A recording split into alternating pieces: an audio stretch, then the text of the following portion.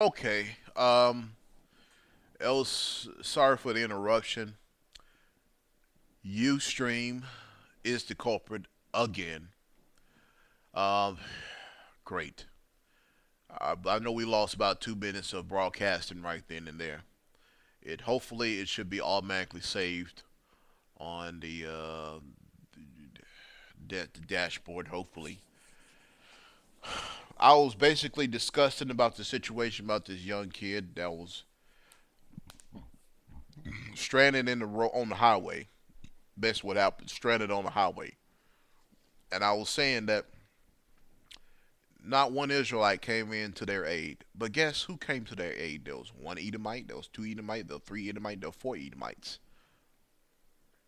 Four Edomites came to the aid of an Israelite family. Yeah, four Edomites came to the aid of an Israelite family.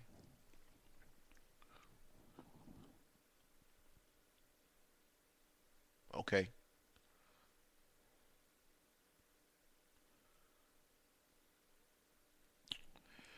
And this is what a point I was bringing in home in the fact that our people are so busy online attacking each other, calling each other gay, making fun of each other. Oh, brother, you need to repent. You need to humble yourself, brother. The thing, the repenting thing. Telling somebody to humble themselves, repent. Yes, if somebody is doing wrong, rebuke them at the gate. Yes, but if you're using vain, like the book of Ecclesiastes says, if you are led by your own vain, deceived by your vain opinion and the evil suspicion that overthrown their judgment. So if you have an evil suspicion that overthrows the judgment and you are accusing somebody of doing something wrong, that's bearing false witness right there. And then you say they should repent. I don't know. That's the thing with black folks. I hate to say that, but it's the truth. It's the thing with black folks. Black folk would falsely accuse other brothers or sisters of doing wrong and expect them to repent. Oh, you need to humble yourself, repent. You are in the wrong, brother. Wrong of what? And then when you look at the situation, you look at it and say, okay, what did he do wrong? What did they do? Or what did they do wrong? See there? And evil suspicion have overthrown their judgment. A lot of black folks got a problem with that. That's why a lot of black folks can't get together. That's why a lot of black folks can't help each other out. One of us gets stranded on the highway, and what we do? Are we gonna sit there and let them just sit there and linger out there? Well, you can't trust certain brothers. They may be trying to set you up. Well, yeah, that is true. But if you are somebody who can defend themselves, and if you train with a firearm, and you got a gun permit, and you got self defense training, you shouldn't have to worry about that. But y'all quick to puff your chest up and talk about you come see me, nigga. Come see me, B. Come see me. But then when a stranger is on the highway stranded, oh, I won't help that brother. He may try to rob me. Oh, now you are a coward now. Now you say you want to help no one because they may try to jack you. But then when you got beef with somebody, or allegedly a beef with somebody, like, come see me. Come see me, B. Come see me, son. Now you're a tough guy. Tough guy number one. But you're a coward when it comes to helping your people. That is the point I was reaching right there. It's just we got a lot of work to do. You stop worrying about the internet. We need to stop worrying about what this such and such group is doing, what such and such is doing. What you doing? What are you doing to help your people? Besides get on the internet and talk about somebody's mama all day on Facebook. That's why I tell you, Facebook is the devil. That's why I don't get on Facebook. I hardly ever get on there. If I get on there, it's gonna be for good. It's gonna big up somebody in a positive manner.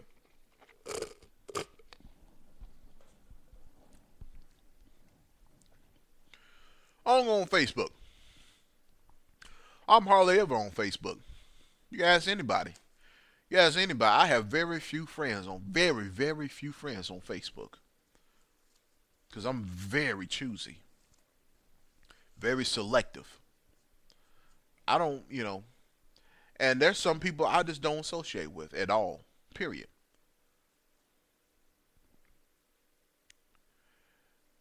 Then you got some out there that's upset because they didn't want to be my Facebook friend because their elder told them not to friend me.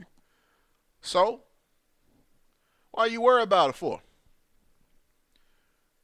And maybe for the better, maybe for the worse. You never know.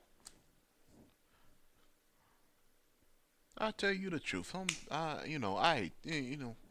Some people just, I mean, really, really, really. You need to stop bickering and fighting with each other. Get into these laws, commandments, and statutes. We've been all this arguing, this bickering, and oh, you want to see me? Yeah, yeah, come see me, yeah.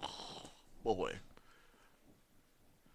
yeah, such tough guys on the internet go out there on the street and ain't got nothing to say. I tell you the truth. I'm serious, man. That's why I don't do tough talk on the internet. I don't be playing no tough talk on the internet. I don't be puffing my chest up, ready to rumble. Hell no, not on here. Not on no internet. If I got a problem with you, my brother or sister, I wouldn't have no problem with no sister, but I'll basically just ignore the sisters. I mean, she got a nasty mouth, filthy mouth like a damn sailor. I don't got nothing to say. I don't got nothing to say about that woman. She already proved who she is. But for brother, okay, we can talk like men and say, look, brother, that's if you feel that way, then I'm sorry. You know, and leave it at that.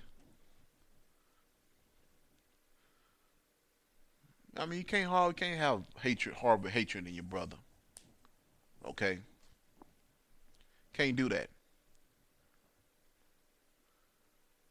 Some of us may not be what you want us to be, like you. Some of us may be a little goofy. Some of us may be a little quirky. I'm the quirky type. I'm very quirky. You know, I I go off the wall, not no crazy perverted stuff and nothing of that nature. No, um, but more just my brain clicking. Some are not as up subpar as far intellectual as others. Some may be smarter than others and may feel that's a sign of arrogance.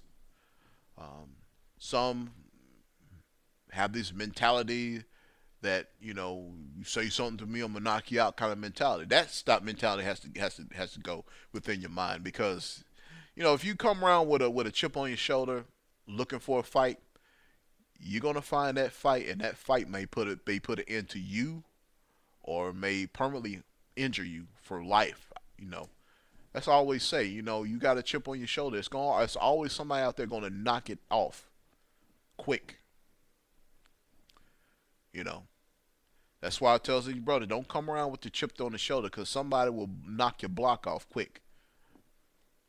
If you're looking for a fight, you may win a lot of fights you walk through, but guess what? There's gonna be somebody out there. You just haven't approached them, or you just haven't encountered them, or maybe your mind got checked once you approached them and realized they ain't no joke either. There's some out there you may not want to approach that way. That just humble, nice guy, just mind his own business, and then you come with the chip on your shoulder, try to get at him. He gonna break he gonna bust your head to the white meat shows, and that's gonna be on you. You can't get and some niggas they get crazy. They get the head knocked off their shoulders for running their mouth and having chip on the shoulder. Then they talking about they want to kill him. Ain't that something?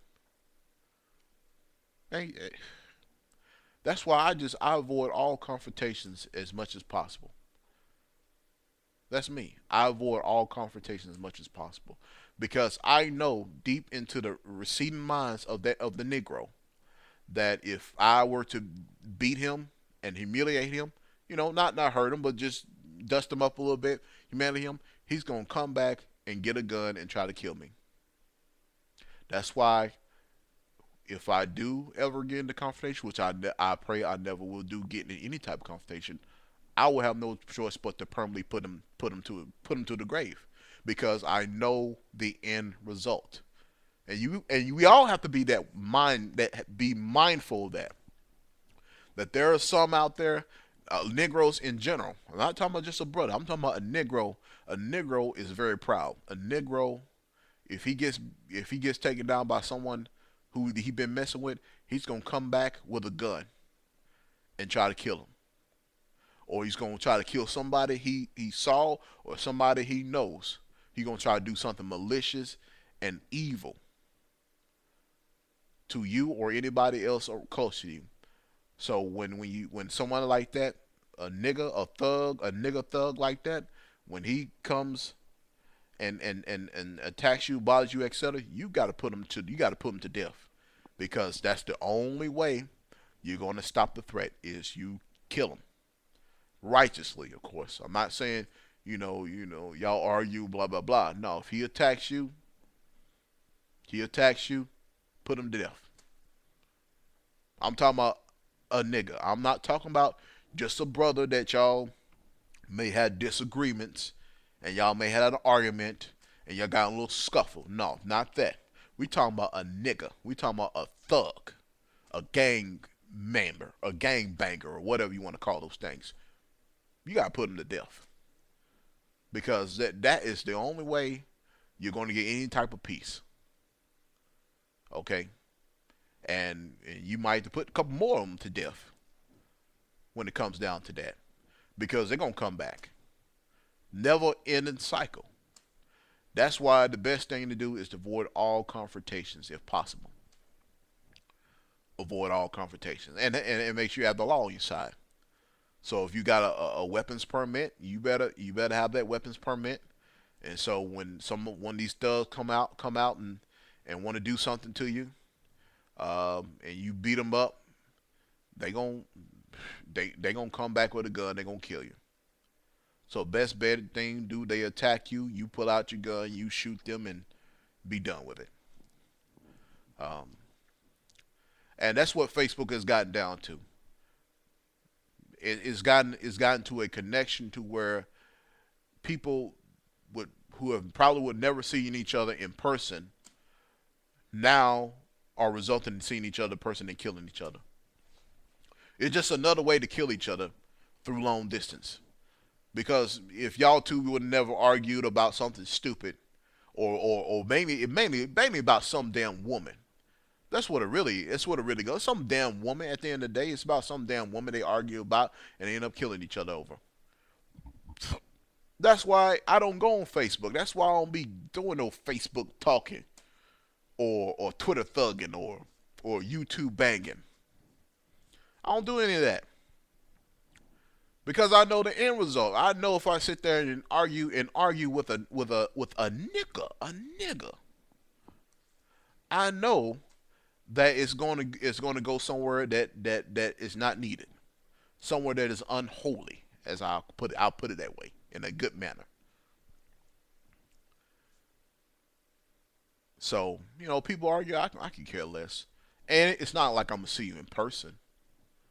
So why should I argue with somebody on Facebook or somebody on Twitter or somebody on YouTube, whatever the case may be? Now we having an intellectual discussion and we having disagreements. That's fine.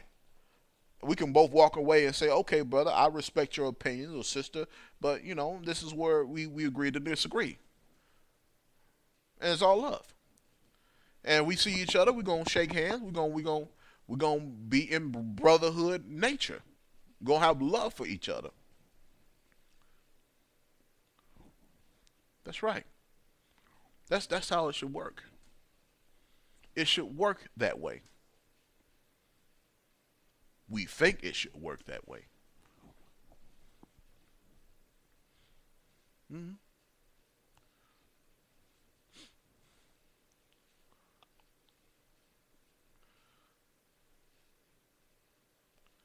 But but when it comes down to it, Facebook is a disease. So is Twitter. But it's a means of communication and spreading the word, the gospel, if it's used properly, instead of being used to argue with each other about doctrine and what's his name is controlling you. Your camp is controlling their cults. You won't let the women do what they want to do. You can't Facebook me. I'm a bad influence. I will expose you. God, pathetic. Grown men, grown men arguing on Facebook. I tell you the truth. Grown men. Grown men in the truth arguing over damn Facebook. So I don't get no arguments. Gotta if, say whatever you want to say, fine. Whatever. I'm not concerned about that. I'm concerned about laws, commandments, and statutes, and what Christ says. That's what I'm concerned about. I ain't concerned about no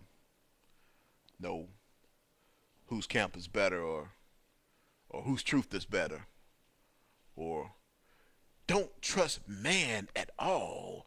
Don't trust. Yeah, right. Don't trust man. But then at the same time, be the same ones we want you to follow them. See there?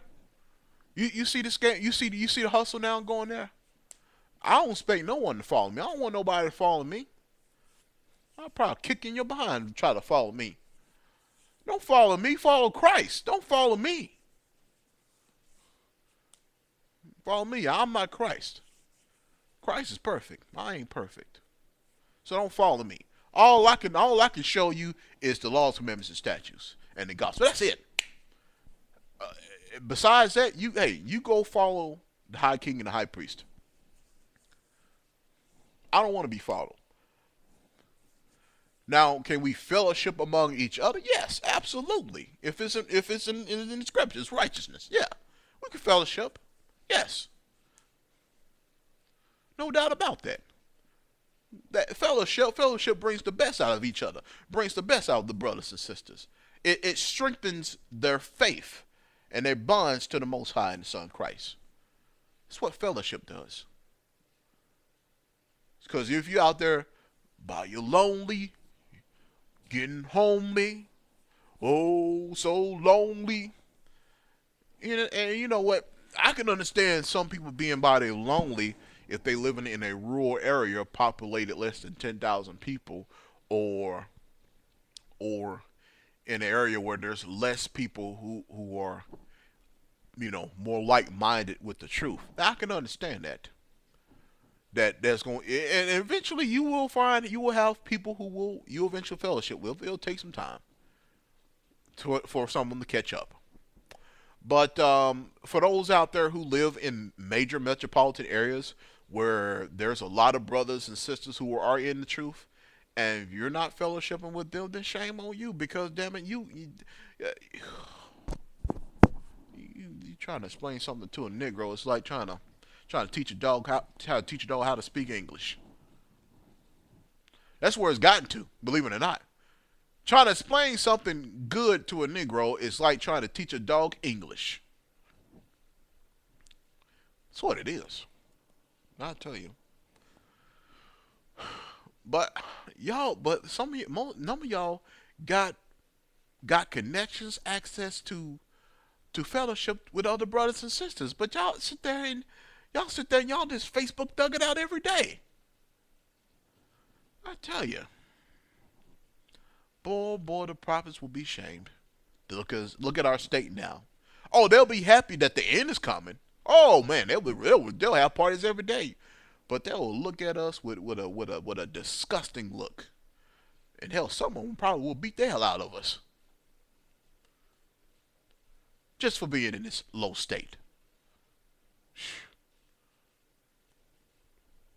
Some will kick out. Some of you probably would kick our teeth in for the way we acting, the way we behaving towards each other, the way we willing to make covenants with the heathen, with the other nations, run around messing with, um, run around with interracial marriages. I'm telling it like it is. No, you get mad all you want. Some of y'all may even follow me, may have interracial marriages. Get mad all you want. I know, I understand. That's fine. Dealing with all these, I mean, sports and stuff. Now, me personally, I rarely watch sports. I rarely watch sports. Now, if it's nothing to do, I have nothing to do. If I edify the word and everything, then okay, I'll watch a game or whatever case may be. But it ain't like I'm gonna go out there and buy tickets or buy jerseys, nothing like that. Hell, I don't give a damn about that stuff. It's boring. It's the same old foolishness. You know, and some people will bet their houses on these games. That's how obsessed they've gotten to. Some people will spend hundreds and hundreds and hundreds of and thousands of dollars on parties for these games. I don't know.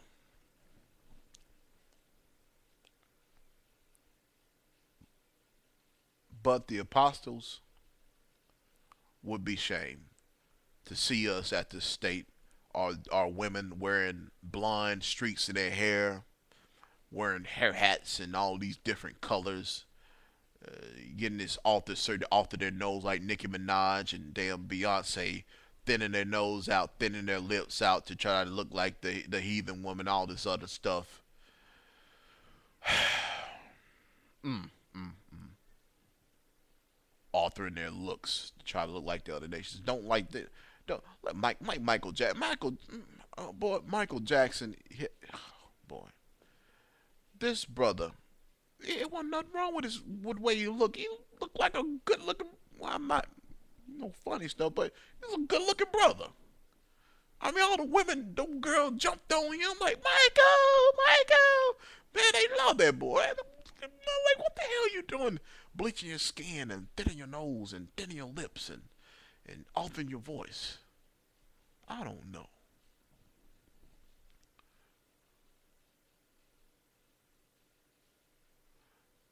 I don't know. I don't know where's it, and what is a Jehovah Witness church that messed his head up? His mama, Catherine Jackson, messed his head up with all that Jehovah Witness nonsense. Getting been pushed to, they see those little Watchtower books, white man Jesus, white man Jesus, white man Jesus. So yeah, that does put a psychological effect on the kids. That's why they hate themselves. That's why they feel like they're inferior than being superior from the eyes of God. But I know it wasn't short. Well, I guess this kind of was a kind of short Sabbath since the first part got cut out. Hopefully, I will be on radio today, late this afternoon. Um, Gonna talk about the Ukraine a little bit, and talk about a few other things.